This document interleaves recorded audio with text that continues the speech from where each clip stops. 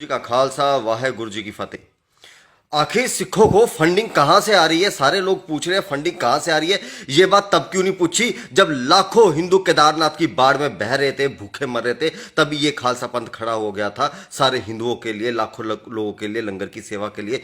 तब किसी ने ये सवाल नहीं किया। जब केरल में बाढ़ आई तब किसी ने ये सवाल नहीं किया। निरंतर 4 महीने जो लॉकडाउन में सिखों ने जो है पूरे भारत की, देश और विदेश की, जहां तक कि कनाडा के जो है कनाडा तक के जो राष्ट्रपति है उसने भी सिखों का एहसान माना। लेकिन हम हिंदुओं ने फिर भी वो एहसान नहीं माना। और आज हम पूछ रहे हैं कि सिखों के पास फंडिंग कहां से आ रही है। अगर इन्होंने अपने लिए अगर आज पहली बार देश में ऐसा हुआ है कि कभी भी सिखों ने जो भी है बाबे नानक के लंगर की सेवा दी है तो अपने लिए कभी नहीं, हमेशा और हमेशा जरूरतमंदों के लिए दी है। आज भी उनकी नजर में वो जरूरतमंद ही है। सिखों के कदम रखने से पहले ही लंगर पहुंच जाता है, भंडारा पहुंच जाता है। सिख कभी भीख नहीं मांगते हैं, कभी इनको मांगने की जरूरत नहीं पड़ती है।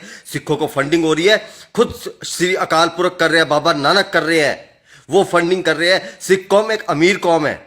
सिखों के पास 10 गुरुओं का आशीर्वाद है। ये पैदा होते ही 10 गुरुओं का आशीर्वाद मिल जाता है। हम हिंदुओं के पास एक गुरु का आशीर्वाद नहीं है। ये फर्क है सिखों और हम में। हमारे बोला जाता है कि 10 जन्म लेने के बाद तुम्हें एक गुरु की प्राप्ति होती है, लेकिन सिख धर्म में जैसे ही पैदा होते हो ना, सीधा 10 गुरुओं की प्राप्ति हो जाती है। ये फर्क है।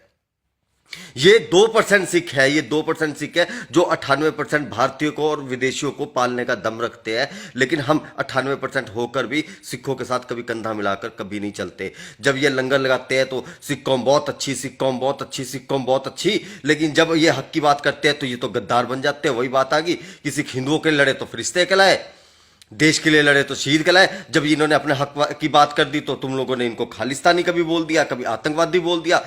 आज तुम बोलते हो हम देश बंद हो रहा है। 4 घंटे के लिए सिखों ने क्या बोल दिया पंजाब के लोगों ने कि देश को बंद करेंगे, तो तुम लोगों के जो है चिलूने लड़ने शुरू हो गए। लेकिन जब ये देश 6 महीने तक जो है मोदी ने लॉकडाउन करके रखा, बंद रखा, 3 लाख कंपनियां बंद हो गई, लाखों लोग जो है सड़कों पे आ गए, तब तुम लोगों की जीडीपी कौन सी हाई होगी थी? कोई बताएगा मेरे को? ये दोगली जो तुम्हारी सोच है ना, इस सोच से मुझे बहुत चिढ़ है।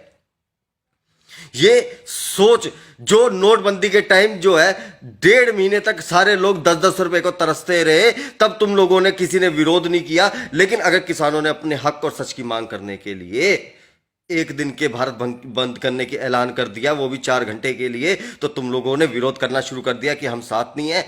क्या हमारा हिंदू धर्म ये है, हमारे सनातन धर्म ने ये सिखाया है? हमें तो श्रीमद् भागवत गीता में एक ही बात सिखाई थी कि अधर्म का साथ देने वाला भी अधर्मी होता है। तो एक बात बोलूंगा कि जाकर जो है ना, थोड़ा सा जाओ प्रसादा खाओ, बाबा नानक का प्रसादा है, वो प्रसादा खाओ, तुम लोगों की थोड़ी बुद्धि खुले, तुम लोगों को नजर आए।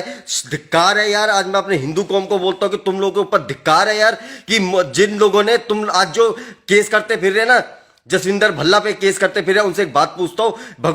भगवान शिव शंकर के साथ हर हर लगा था, उसके बाद शिव शंकर ने अधिकार दिया था हर हर गंगे का, लेकिन तुमने हर हर मोदी बोलना शुरू कर दिया। तुम लोगों को तब शर्म नहीं आई बिल्कुल भी, 1% भी। सिर्फ इनकी गलती यह है कि सिखों ने कभी लंगर की सेवाएं तो आज 550 साल से चल रही है, बाबे नानक के लंगर की सेवा, लेकिन सिखों ने कभी डिंडोरा नहीं पिटा। इन्होंने बैनर नहीं लगाए, हमारे लगते हैं बैनर। चले जाना मंदिर के बाहर, चले जाना, वहां पे बैनर लगता है कि अगले महीने 21 तारीख को 2 बजे से जो है 5 बजे तक का भंडारा चलेगा, विशाल भंडारा चलेगा। और 1 महीने पहले पर्चियां काटनी शुरू कर देते हैं। यहां पर जाओ, मंगल रात का जो है मंदिर, यहां पर मैं गया उस दिन, वहां पे क्या हो रहे, कहते हैं कि जिन्होंने पर्ची कटाई है उनको सिर्फ एक एक पूड़ी मिलेगी। ये सच्ची बातें जाकर देखो, ये लंगरों के हाल है। ये चिंदी चोर की तरह एक तो हम लोग जो है सेवाएं करते हैं, उसमें भी 1-1 महीना पहले पर्चियां काटनी शुरू कर देते हैं। हमें अपने आप को सोचना चाहिए, ना कि हमें सिखों के ऊपर प्रश्न उठाना चाहिए। ये सेवाएं तो निरंतर चल रही है।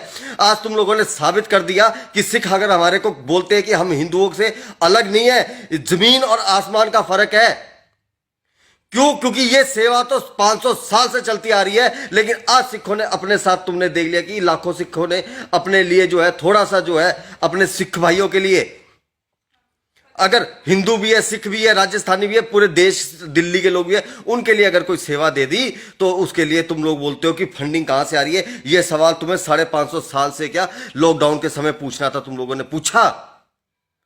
आज बोलते हो कि नहीं ये इनका सेवा, इनको पाकिस्तान फंडिंग कर रहा है। सिख जो है ना, सिख अमीर कौम है, अमीर धरती के राजे हैं ये। समझे। सतयुग जो होता था ना, उसमें ऋषि मुनि होते थे जूड़े वाले, वही ऋषि मुनि है ये सारे सिख, जो जूड़े की प्रथा है इनकी। तो ये फालतू बकवासबाजी अपनी बंद रखो, ठीक है ना। और जो लोग सवाल कर रहे हैं 10 रुपए की, जिन लोगों ने मक्खी खरीद कर मार कर नहीं मारी होगी, वो लोग बोलते हैं कि आज सिखों ने जो है, कहां से इनके पास फंडिंग आ रही है, तुम्हारी औकात है पूछने की, मुकाबला है तुम्हारा।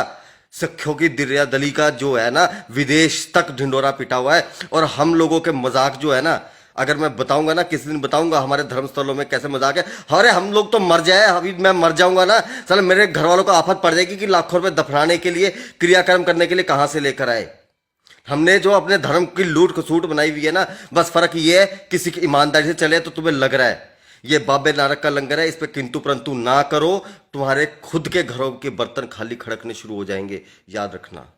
वाहे गुरु जी का खालसा, वाहे गुरु जी की फतेह, जय माता दी।